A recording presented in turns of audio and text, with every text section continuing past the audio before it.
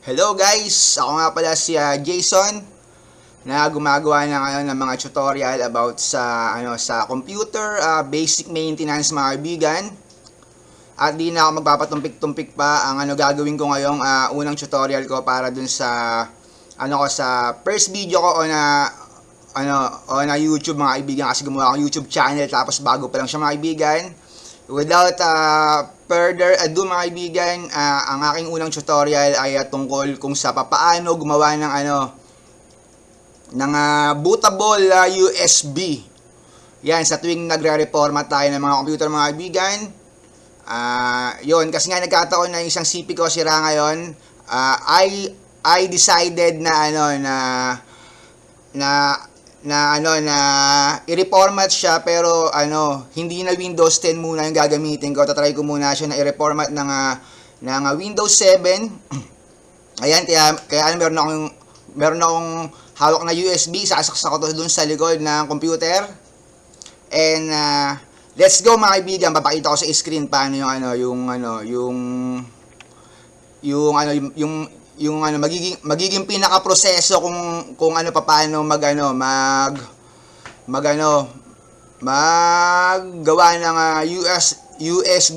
USB yan mga kaibigan, na bootable USB para dun sa magiging operating system na ilalagay natin sa ating desktop computer sa tuwing magre-reformat tayo mga kaibigan.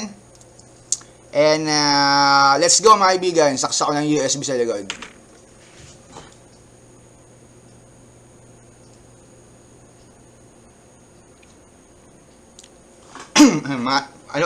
Excuse me mga kaibigan, medyo ako na ubo. Ngayon, ayan yung bandicam, natin, i-minimize ko mga kaibigan. At pupuntahan ko yung USB sinaksak ko sa PC dito sa this PC mga kaibigan. Tapos yung USB sinaksak ko dun sa CPU, meron siyang lamang OS na ayan mga kaibigan, as all we can see. Excuse me mga kaibigan, as all we can see, meron siyang meron siyang operating system na Windows 10 mga kaibigan. At sabi ko nga kanina mga kaibigan, I decided na Windows 7 yung ilalagay ko. Tsaka ganun naman talaga yung ginagawa ko sa tuwing naglalagay ako ng USB sa likod ng CPU. Bago ko talaga siya totally lagyan ng operating system na gagamitin ko sa pagre-reformat ko dun sa computer na aayusin na re-reformat ko mga kaibigan. Nakaugalian ko na, hindi ko rin alam kung ganun din yung mga ibang tech. Basta ako ginagawa ko mga kaibigan, ito base lang sa aking sa aking karanasan at nalalaman mga kaibigan, tuwing meron akong USB pinapasok sa CPU, palagi ko po muna siyang nire-reformat bago ko siya lagyan ng OS. Ganun yung nakasanayan kong gawin mga kaibigan. Yan, kaya itong USB na may Windows 10 na operating system, re-reformat natin yan mga kaibigan. Yan, reformat natin. Ayan mga kaibigan. Okay, delete natin. Excuse me po. Waiting tayo mga kaibigan yan. Format complete mga kaibigan. Okay lang natin yan. Tapos pagka okay yan mga kaibigan, punta naman tayo doon sa ginagamit natin na bootable apps mga kaibigan. Yes guys, ano ba to? Also known as din as bootable software mga kaibigan yan. Medyo first time mga kaibigan, pero I will try my best mga kaibigan to explain everything and anything. Natin dito sa mga kaibigan, yung sa bootable.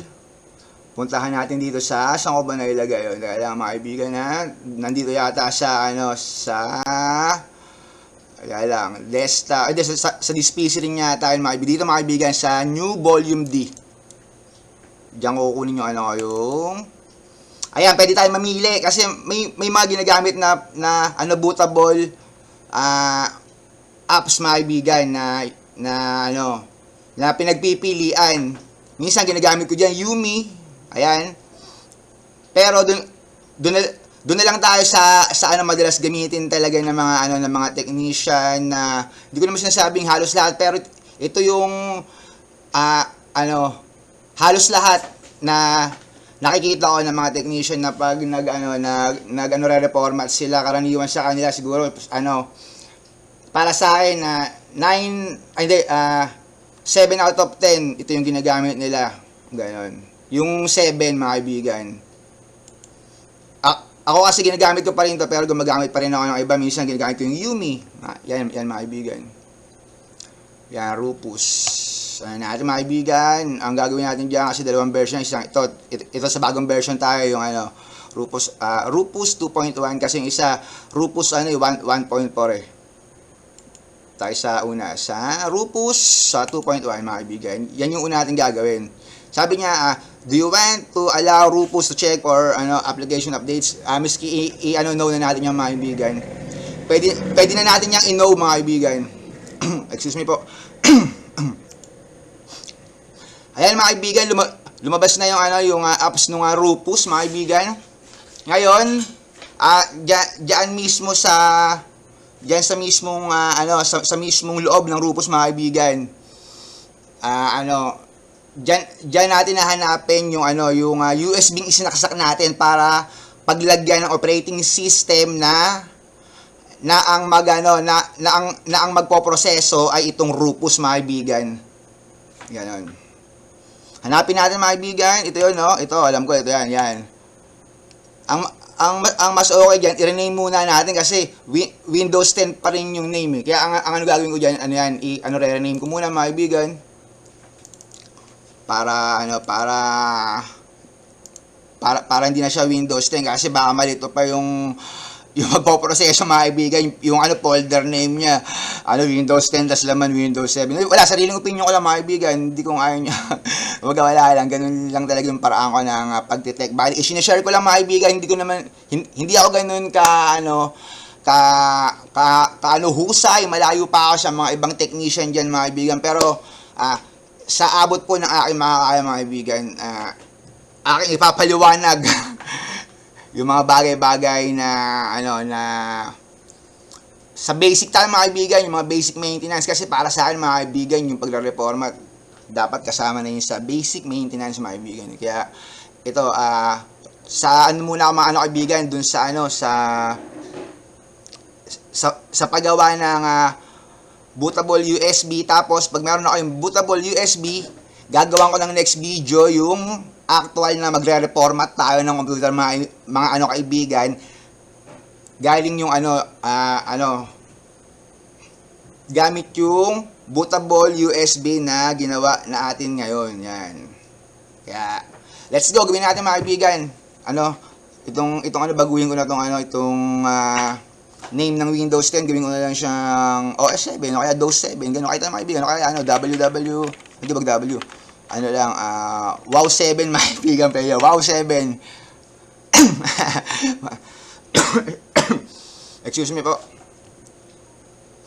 Yan mga kaibigan, nabago na yung file niyo mga kaibigan, ginawa ko ng Wow 7. Ngayon, ito mga kaibigan, ulitin natin yan kasi hindi pa nare-recognize ng Rufus nagpalit na ako ng file name, ginawa ko ng Wow 7 yung USB yung sinaksak. Kaya eto mga kaibigan, buksan natin yung Yumi uli, pwedeng may rar files, pero ito na hindi Rufus pala gagamitin ko mga kaibigan. Nasanay ako minsan Yumi ginagamit ko kasi. Yan mga kaibigan, bali detected na siya. Ayan mga kaibigan. Wow 7 na mga kaibigan, na 16 gig na USB. Wow 7 nasa drive-in na 16 gig na USB yung paglalagyan po natin ng operating system na naka-save naman na rito sa sa desktop natin, mga ano kaibigan, na papadaanin natin sa Rufus, tapos yung Rufus yung magpoproseso para makabuo ng isang operating system na ilalagay sa CD, na yung CD naman ang magka-transfer doon sa desktop computer na ire-reformat natin, mga kaibigan. Yan. Sana po na na ipapaliwanag ko ng medyo okay, mga kaibigan. Yan, mga kaibigan. Wow 7. Ito, mga kaibigan, yan natin na start natin, mga, kasi naka ISO image na siya, mga kaibigan. Dapat naka ISO image kasi mga kaibigan, ayun yung pinaka file type, mga kaibigan, na kasi merong iba't ibang file, mga kaibigan. Merong MP ganun, merong MP4, ABI, mga kaibigan. merong FLB file. Itong file na kailangan natin, mga kaibigan, para makagawa tayo ng isang OS. Dapat yung OS, mga kaibigan, is ISO image yun, mga kaibigan. Kaya yan, napakahalaga na ISO image yan. Tapos start natin, mga kaibigan. Please click on this button to select a bootable yes, yun nga sabi niya. Please click on this button to select a bootable image or uncheck the create a bootable this using checkbox. Nagkamali ako, mga kaibigan.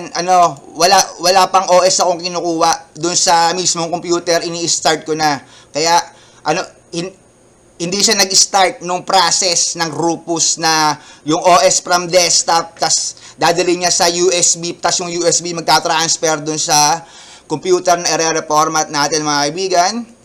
Yan, let's go. Pili tayo ng ISO image, mga kaibigan.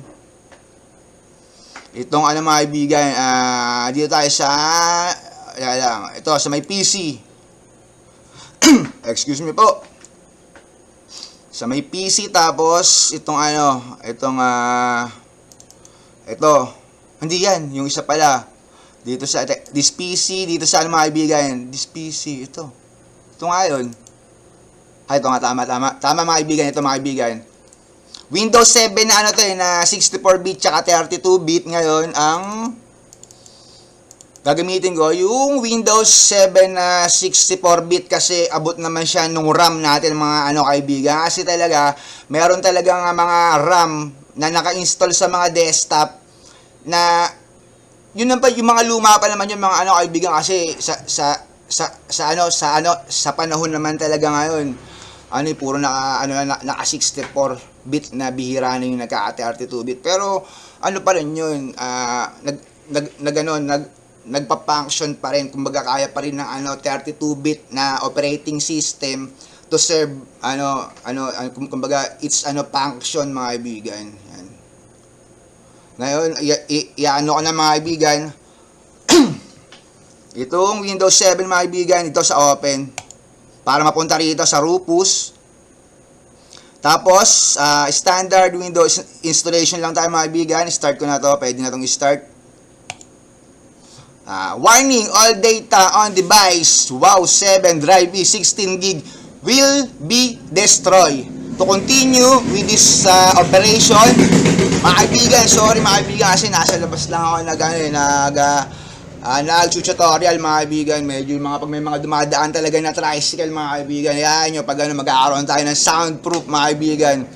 Pero sa ngayon, yan, okay na yan. Hindi ko na para i-cut tong video kasi na to Ayan, mga kaibigan, yun nga, yung kanina, warning, all data on device 7 E16 gig will be destroyed. To continue with this operation, click OK. To quit, click cancel. Okay natin, mga kaibigan, kasi na-reformat na natin yun. Ibig sabihin kasi na ito, yun nga, ma-overwrite o kaya pwedeng matanggal, masisira kasi mayroong files na papasok. Yung ISO image natin, mga kaibigan, yung ISO image natin, mga kaibigan, ayan, magsisimula ng proseso. Okay natin, yan, mga kaibigan. The process is starting, mga kaibigan. For now, let us all wait, mga kaibigan. ano, for ano, what, going, ano, next to be happen, yan. Hindi, joke lang mga kaibigan. Kasi ano, dapat talaga na ano na wala talagang no choice, maghihintay tayo mga kaibigan. Na kayang ISO files na yan, ano natin dito, yun mga ano kaibigan, meron ng bumusinang ano, baga, hanggang mga barangay, mga kaibigan, sa lugar namin. Pero, yun nga, mag-ano ka ng ano, soundproof para dito sa naisip kong niche, kasi kahit pa paano naman, mga ano kaibigan, meron din akong ano kumbaga yung sa mga pangsarili ko lang, mga ano kaibigan, ano naman ako medyo, satisfied naman ako sa sarili kong diskarte, mga kaibigan. Lalong-lalo na dun sa ano sa pagme-maintain ng sa pagme-maintain ng ano sarili kong computer, kasi yung mga computer ko dito mga ano kaibigan, habang naghihintay tayo mga ano mga ano kaibigan na yung dun sa copying ano ISO files mga kaibigan, habang naghihintay tayo magkukwento na rin ako para ano excuse me po, oras natin mga kaibigan. Actual time na ginagawa ko itong first tutorial na i-upload ko dun sa sa bagong gawa kong YouTube channel, mga kaibigan. Ito yung actual time na gumagawa ako ng aking unang video. It's already 5 minutes before 3 o'clock ng madaling araw mga kaibigan.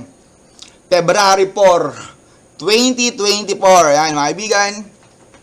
Ayan, nasa pa lang tayo ng transfer natin. Nasa 40% mga kaibigan. Ayoko naman putulin kasi hindi rin naman talaga ganun kahaba itong tutorial na to, yung paggawa ng bootable USB mga kaibigan. Hindi rin to ganun haba. Yan lang ang proseso lang na yan ang medyo pinakamatagal mga kaibigan.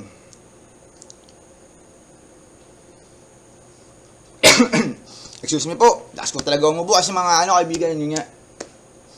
Wala naman akong gamot-gamot eh. Tubig lang mga kaibigan. Yan, palag tayo dyan.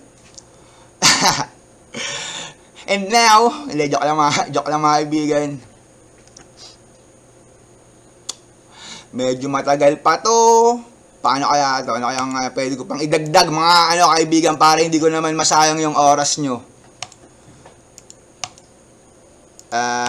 Ito mga kaibigan, share ko na rin yung laman ng desktop ko, kasi may mga desktop din naman ako doon sa kabila na iba rin yung laman, pero itong desktop na to, share ko lang, ito yung ginagamit ko sa doon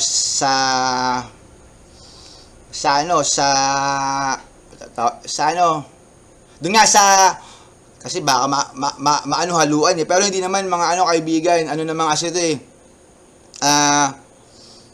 lang to kumbaga yung USB bootable yun ng OS. Kumbaga madali naman talaga itong matandaan itong tutorial na to. Hindi na to para para sa akin mga kaibigan based from my own opinion mga kaibigan, hindi to ganun kahirap tandaan kasi USB saksak mo sa likod, tapos meron kang Rufus. Kasi dati nung una po ako natuto na nagreforma, share ko lang CD pa po yung gamit namin noon eh. Hirap pag nagagasgas yung CD. Bali ngayon ito USB, tsaka sa OS nga pala meron akong XP pa din. Yun Pentium 3 pa lang ang computer no, medyo nagko-computer na rin ako mga kaibigan, kaya medyo yun nga, medyo meron akong konting karanasan yan sa computer mga kaibigan. At yung transfer natin ng ISO files nasa 50% pa lang mga kaibigan yan. Dagdag ko na tong natin dito para meron akong maikwento. Itong Itong icon sa desktop na ginagamit natin ngayon, mga ano kaibigan. So we can see, meron akong this PC, yan. Recycle bin, tapos Google Chrome, itong Microsoft Edge, tapos may TikTok, mga kaibigan. May TikTok din, no? Meron kasing TikTok for desktop, mga kaibigan. Tapos may Skype for desktop, may Viber, may Messenger. Tapos itong pinakabagong download ko, mga kaibigan, na Bandicam. Ito yung ginagamit ko ngayon para makapag-record ako ng mga ganitong klaseng tutorial. Kasi iniisip ko kanina, share ko na rin. Camera yung gagamitin ko. Nahirapan ako, gumagalaw-galaw. Sabi ko mahirapan ako nito. Pwede ko pa kumbaga maraming discard ito. Ayoko na sana mag-effort na magta-download eh. Minsan tamad rin ako, pero sabi ko mukhang kailangan talaga ng Bandicam. Naghanap ako sa group doon. Siyempre, hindi ko na rin pare pagka-add kung anong group kasi nandito na rin naman ako, ipopromote ko na rin yun. Yun nga, sa mga kaibigan, para rin sa lahat na to. Kumbaga, kasi, parang ayaw pa yan. Hindi mga kaibigan, sa Symbianize, yun, okay yun doon. Maraming mga apps doon na pwede nyo i-download, kung anong kailangan nyo, halos lahat nandun kasi, kapag yun nga, wala lang mga kaibigan kasi siyempre may mga paid site tapos meron naman tayong mga mapagtsatsagaan na kung wala tayong masyadong gastos, mga kaibigan, meron namang ganun. Tsaka yun nga, yung sa pagre-reformat ng mga kaibigan ng operating system, mga kaibigan, yun, ibang usapan din yun kasi yun, kumbaga meron yung tinatawag na na product key. Kumbaga yun,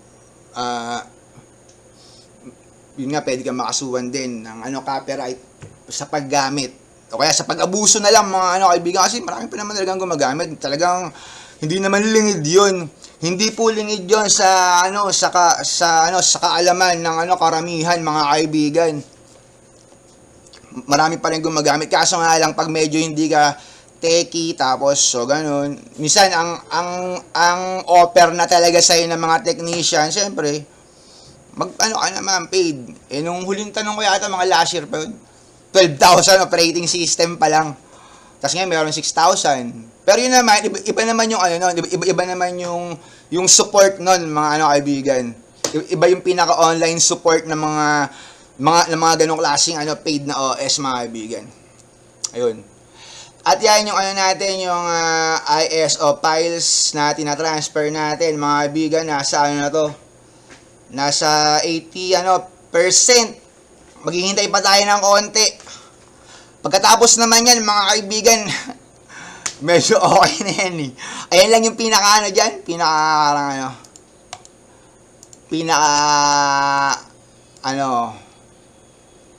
yung proseso, medyo mahaba. Yung pagka-transfer. Ay hindi, yung pagpoproseso. Tama, yung pagpoproseso ng Rufus dun sa ISO files na nakalagay dun sa desktop papunta dun sa USB na para magamit na bilang operating system dun sa desktop na gagawin, mga kaibigan, na lalagyan nga ng panibago na ang tawag natin na reformat, mga kaibigan. Yan. Mga 10 minutes na lang yan, mga kaibigan. Matatapos na yung natin pagka-transfer ng file.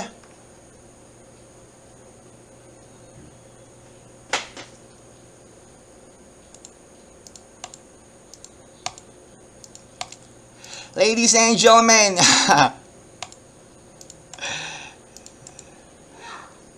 Luzon, Visayas at Mindanao. Ayan. Saan mga sulok ng mundo na may Pilipino, mga kaibigan?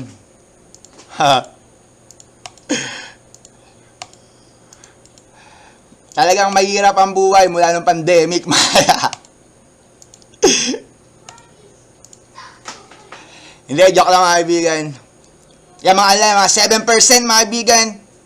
magkakaroon na tayo ng isang bootable USB na gagamitin ko mamaya dun sa yung sa ko na yan, sa next video ko na yan mga kaibigan, yung actual na na paano ako magre-reformat ng isang desktop computer mga kaibigan. Basic lang naman, yung mga reformat mga kaibigan, kaya naman talaga minsan hindi naman sa pinagdadamot, minsan parang ayaw lang ituro eh. Ganun naman talaga eh. Kasi nga naman, isang simpleng bagay, pero bago mo nagawa ng simpleng bagay na yun, gumugol ng mahabang panahon yung taong nakatuklas nung bagay na yun. Kaya parang siyempre, di ba, parang di ba, parang naman na ako nag-effort, tas ikaw, ganun-ganun na lang. At isa rin ako sa mga ganun-ganun na lang mga kaibigan. Kumbaga kinopya ko na lang sila. Hindi na talaga ako nag-effort ng rin dyan para matuto. Yung pinaka-effort ko na lang nito siguro yung kung paano ko pa i-develop yung sarili ko sa mga ganitong klaseng larangan mga kaibigan, yung pagiging computer technician. At siyempre ayoko rin naman magtrabaho may mga sa labas mga kaibigan.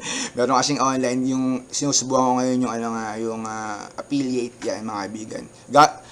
Gagawa rin ako ng pwede rin ako gumawa ng ng tutorial about dun sa sa affiliate marketing mga kaibigan. Pero siyempre kailangan ko munang mai-apply sa sarili ko yung isang bagay na i-share ko mga kaibigan, siyempre, 'di ba?